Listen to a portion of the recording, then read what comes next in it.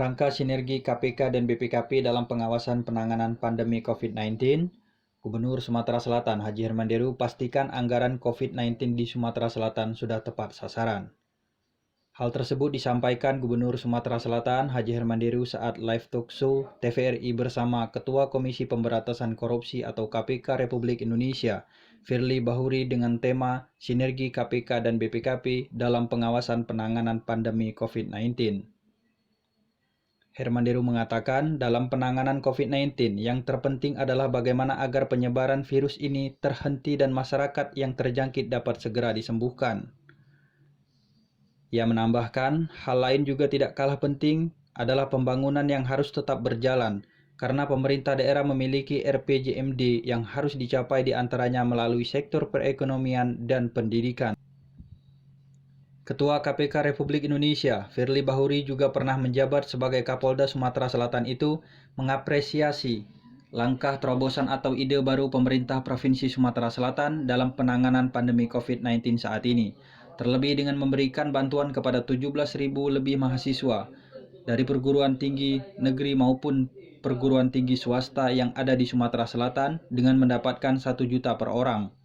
Menurutnya, selain fokus terhadap penanganan, pemerintah Provinsi Sumatera Selatan juga konsen pada sektor ekonomi dengan memastikan roda perekonomian masyarakat tetap berjalan dengan baik, termasuk juga di bidang pendidikan.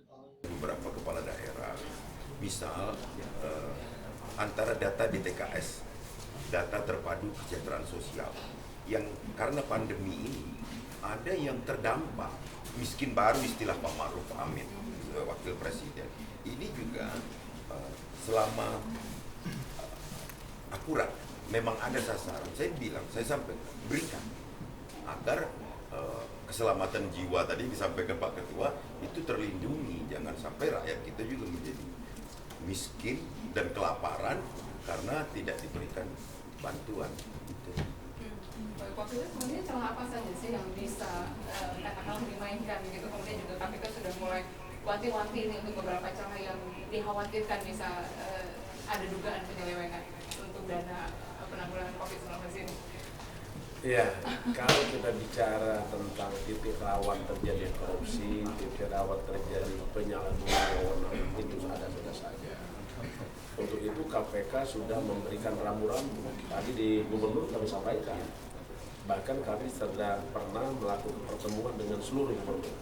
Khusus saya berikan waktu bertemu dengan 34 gubernur walaupun lewat virtual.